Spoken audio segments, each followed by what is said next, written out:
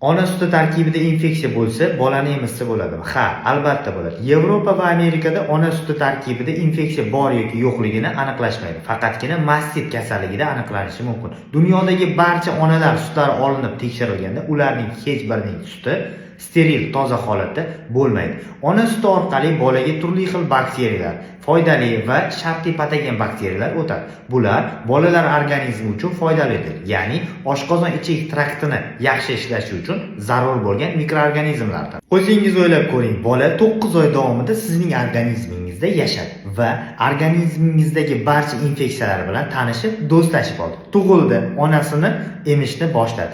Lekin ona suti tarkibidagi infeksiya bolaga to'g'ri tushmas ekan. Ya'ni bolaga yomon ta'sir qilishni boshladi. Lekin bola bu infeksiya bilan 9 oy oldin tanishib bo'lgan edi. Ammo lekin qaysidir zavodda ishlab chiqarilgan sun'iy sut bolaga o'z onasining sutidan yaxshiroq ta'sir qilar ekan. Qani bu yerda mantiq, nimadir noto'g'ri ketmadimi? Nahot 9 oy qornida katta qilib yurgan ona bolasini tug'gandan keyin o'z suti bilan, ona suti bilan katta qila olmasa? Dunyo bo'yicha deyarli 60% onalar o'z bolalarini umuman emizishmaydi. Emizayotgan 40% ham to'liq emizishmaydi, ya'ni ham semiz, ham ko'krak suti orqali katta qilishadi. Sizchi farzandingizni qanday katta qilgansiz? Agar farzandingizga semiz berayotgan bo'lsangiz, nima uchun farzandingiz